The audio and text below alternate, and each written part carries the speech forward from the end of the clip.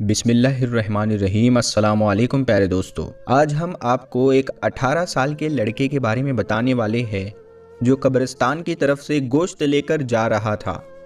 लेकिन तभी उसके साथ कुछ ऐसा हो गया जिसे सुनकर आप भी हैरान रह जाएंगे। ये वाक़या असद नाम के एक शख्स का है और उसी के साथ ये पेश आया। तो असद भाई बताते हैं कि आज से तकरीबन 10 साल पहले की बात है, जब मेरी उम्र 18 साल की थी और गर्मियों की छुट्टी में मेरी फूफी हमारे घर आ रही थी। मेरी अम्मी को जैसे ही उनके आने के बारे में पता चला तो अम्मी ने मुझसे कहा कि जल्दी से अपने अब्बू के पास दुकान पर जाओ और उनसे कहो कि फल और गोश्त वगैरह खरीद कर दे दे। अम्मी ने मुझे ये भी कहा कि तुम कब्रिस्तान वाले रास्ते से जल्दी पहुंच जाओगे और हाँ, वापसी पर शाम होने लगे तो कब्रिस्तान वाले रास्ते से मत आना। मैंने कहा अम्मी, आप शाम होने पर कब्रिस्तान वाले रास्ते से हमेशा क्यों रोकती हो? तो अम्मी कहने लगी कि मेरे बेटे, वहाँ आसेब वगैरह होते हैं इसीलिए। तो खैर मैं अब्बू के पास दुकान पर जा रहा था तो कब्रिस्तान में थोड़ी देर के लिए रुक गया और ये देखने लगा कि आखिर ये आसेब क्या होता है, जिनके डर से अम्मी मुझे हमेशा कब्रिस्तान के करीब जाने से मना करती है। मैंने वहाँ देखा तो चारों तरफ सन्नाटा था, मुझे कोई नज़र नहीं आया। इसके बाद में मैं अब्बू के पास पहुँचा और अब्बू से कहने लगा कि अब्बू, फूफी आ रही है। अम्मी ने कहा कि फल और गोश्त वगैरह खरीद कर दे दे। अब्बू ने मेरी बात सुनते ही फौरन मुलाजिम को पैसे देते हुए सामान की लिस्ट उसके हाथ में थमा दी। काफ़ी देर के बाद हमारा मुलाजिम सामान लेकर वापस आ गया। अब्बू ने मुझे सौदा थमाते हुए कहा, बेटा, कब्रिस्तान वाले रास्ते से वापस मत जाना। मैंने अब्बू से पूछा, कब्रिस्तान वाले रास्ते से क्या होगा? तो अब्बू कहने लगे कि बेटा, तुम कहीं डर ना जाओ, इसीलिए मैं मना करता हूँ। अब्बू के पास उस वक्त उनके करीबी दोस्त भी बैठे थे।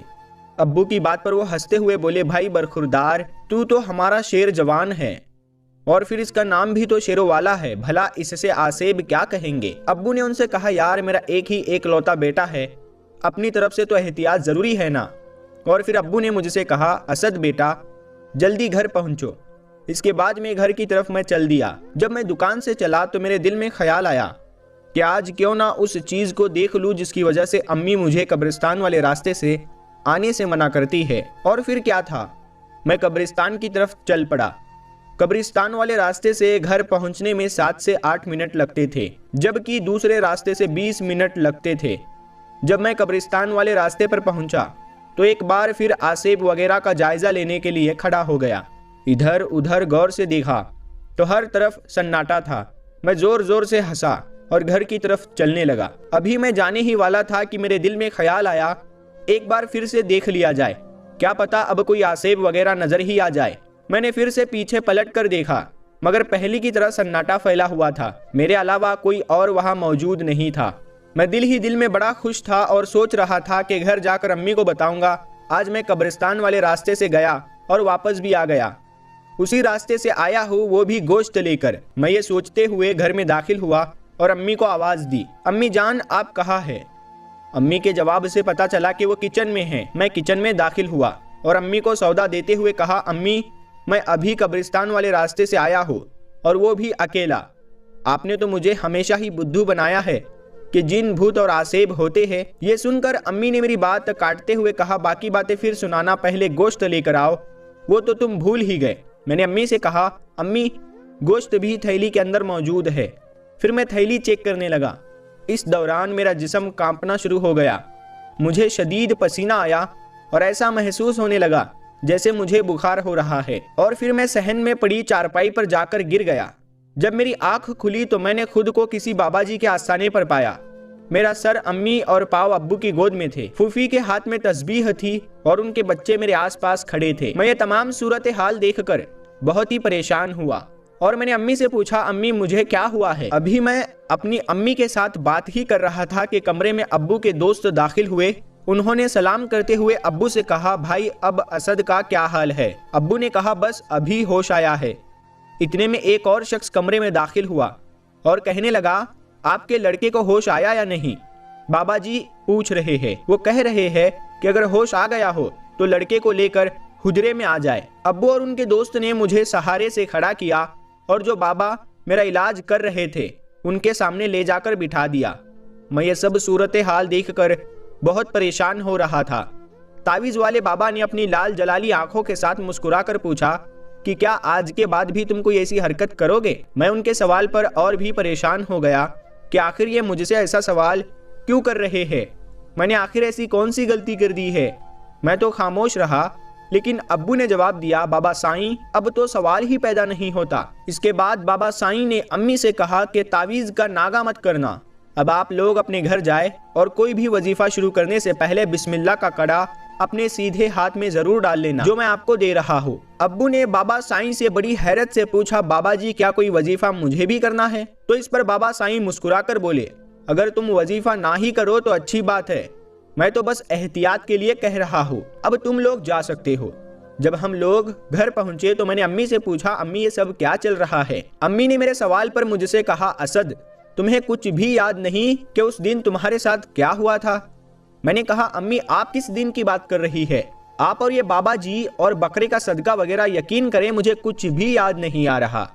तो अम्मी ने कहा, अच्छा जिस दिन तुम्हारी फूफी आई थी उस दिन क्या हुआ था? मैंने कहा, अम्मी फूफी किस दिन आई थी? अम्मी ने कहा, अरे बेटा आज से 2 दिन पहले तुम्हारी फूफी का फोन आया था कि मैं घर आ रही हूँ। फिर मैंने तुम्हें तुम्हारे अब्बू के पास दुकान पर भेजा था कि कुछ सौदा ले आओ और वापसी पर कब्रिस्तान वाले रास्ते से मत आना, लेकिन तुमने तो मेरी एक भी बात नहीं मानी और वापस कब्रिस्तान वाले रास्ते से आए। तुम कब्रिस्तान से जब गोश्त लेकर गुजरे तो वहाँ कोई हवाई चीज का तुम पर असर हो गया और इसी वजह से तुम डर गए।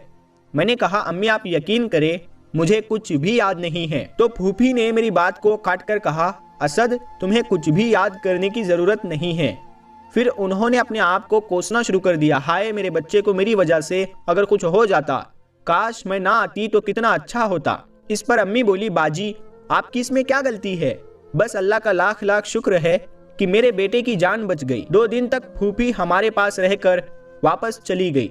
अब मेरे बाहर आने जाने पर मुकम्मल तौर पर पाबंदी लग चुकी थी।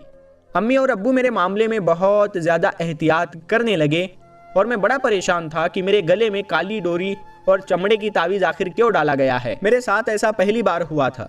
खैर गर्मियों की छुट्टियां ख़त्म होने वाली थी और फिर जैसे ही मेरा कॉलेज शुरू हुआ तो अम्मी ने अब्बू से कहा, अब आप असद को साइकिल ला दे। मैं ये बिल्कुल भी नहीं चाहती कि मेरा बेटा कब्रिस्तान वाले रास्ते से गुजरे। फिर क्या था, दूसरे ही दिन मेरी साइकिल आ गई। अपनी तो मौज लग गई। अब मेरा कॉलेज शुरू हो चुका था और मेरा जहन भी फ्रेश हो गया था।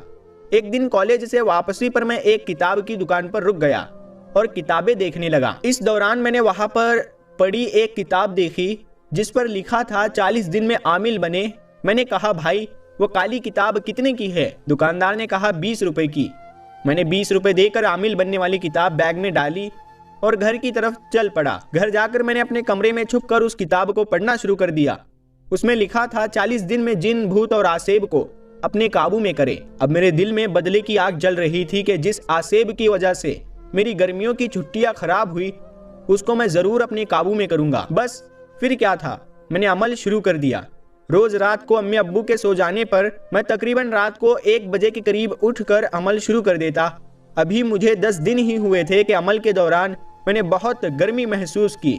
मेरा दिल चाह रहा था कि मैं फौरन कमरे से बाहर चला जाऊं, लेकिन किताब में साफ साफ लिखा था अमल के दौरान अपनी जगह बिल्कुल नहीं बदलनी है। जब मुझे बहुत ज्यादा गर्मी लगने लगी तो मेरे कमरे में अम्मी दाखिल हुई और मुझसे कहने लगी, असद बेटा इतनी गर्मी में यहाँ क्यों बैठे हो, चलो आओ बाहर आओ। मैंने कहा, अम्मी मैं ये तस्बीह खत्म करके आऊंगा। मम्मी को मेरी बात पर बहुत गुस्सा आया और वो नाराज होकर कमरे से बाहर चली गई। मेरी तस्बीह खत्म होने में अभी 4 दाने बाकी थे कि अम्मी की आवाज मेरे कानों में आई, असद तुम्हारे कमरे में सांप दाखिल हुआ है, जल्दी से बाहर आ जाओ। मेरे कमरे से बाहर आते आते मेरी तस्बीह पूरी हो चुकी थी, लेकिन मैंने बाहर आकर देखा तो अम्मी वहां मौजूद नहीं थी। मैंने अम्मी को आवाज दी, वो अपने कमरे से उठकर आई और कहा, क्या बात है बेटा? मैंने कहा, अम्मी आप सो रही थी? अम्मी ने कहा, हाँ मैं सो रही थी, खैरियत तो है? मैंने कहा, क्या अभी थोड़ी देर पहले आप मेरे कमरे में आई थी? अम्मी ने कहा, असद क्या तुम डर गए हो? उनकी आवाज में हैरत के साथ परेशानी भी थी। फिर मुझे नहीं मालूम कि मेरे साथ क्या हुआ। जब मेरी आंख खुली तो मैंने खुद को दोबारा बाबा साईं के आस्थाने पर पाया। मेरा सर अम्मी और पाँव अब्बू की गोद में थे। बाबा साईं कह रहे थे, ये तावीज किसी वजनी चीज के नीचे रखना, अगर घर में हाथ वाली आटे की चक्की हो तो ज्यादा बेहतर है, उसके नीचे रख देना। अब्बू ने बाबा साईं से पूछा, बाबा जी अब वो चीज दोबारा हमला तो नहीं करेगी? बाबा जी ने जवाब दिया, बिल्कुल भी नहीं। फिर मुस्कुराते हुए अब्बू से बोले, मुझे पता था तुम्हारा लड़का जरूर कोई हरकत करेगा। अगर तुम्हारे लड़के ने बिस्मिल्लाह का कड़ा ना पहना होता तो या तो ये पागल हो जाता या फिर तुम लोगों का कोई बहुत बड़ा नुकसान हो जाता। इसके बाद बाबा जी से इजाजत लेकर हम वहां से आने लगे। अभी हम लोग वहां से निकल रहे थे कि बाबा साई ने अब्बू से कहा, अब ये तावीज खोलकर मत देखना कि इसमें क्या है। बाबा जी की इस बात पर अब्बू ने फौरन मेरी तरफ गुस्से से देखा और मैंने आसमान की तरफ देखकर अल्लाह से हर मुसीबत से आजाद रहने की दुआ की। इसके बाद दिल में पक्का इरादा कर लिया कि आ बैल मुझे मार वाली मिसाल के जैसे आ आसेब आ बला, ये गलती कभी नहीं करूंगा। असद कहता है कि इसके बाद हम अपने घर वापस आ गए और मैंने इस तरह की कोई भी हरकत ना करने का पक्का इरादा कर लिया। प्यारे दोस्तों, उम्मीद करते हैं कि आज की हमारी ये वीडियो आपको जरूर पसंद आई होगी। कभी भी वो काम ना करे जिसके बारे में आपको कोई जानकारी ना हो, कोई मालूमात ना हो। अगर घर के बड़े हमें कुछ करने से मना कर रहे हैं तो खैर मनाइए, अल्लाह पाक भी उसी में राजी होता है जिसमें अपने माँ बाप राजी होते हैं। तो ऐसा काम बिल्कुल ना करे जो बड़े घर के जो बड़े होते हैं वो मना करते हैं। और जब भी घर से निकले तो आयतुल कुर्सी पढ़कर निकले, सफर की दुआ करे। तो यही आज की इस वीडियो से हमें सीखने को मिलता है। तो हम उम्मीद करते हैं कि आज की हमारी ये वीडियो आपको जरूर पसंद आई होगी। आज की इस कहानी से आपको क्या सीखने को मिला आप लोग कमेंट बॉक्स में जाकर जरूर बताइएगा। आज की इस वीडियो को अपने दोस्तों में जरूर शेयर करें। इंशाअल्लाह बहुत जल्द एक नई दिलचस्प और मालूमाती वीडियो के साथ हम हाजिर होंगे। तब तक के लिए अस्सलामु अलैकुम, अल्लाह हाफ़िज़।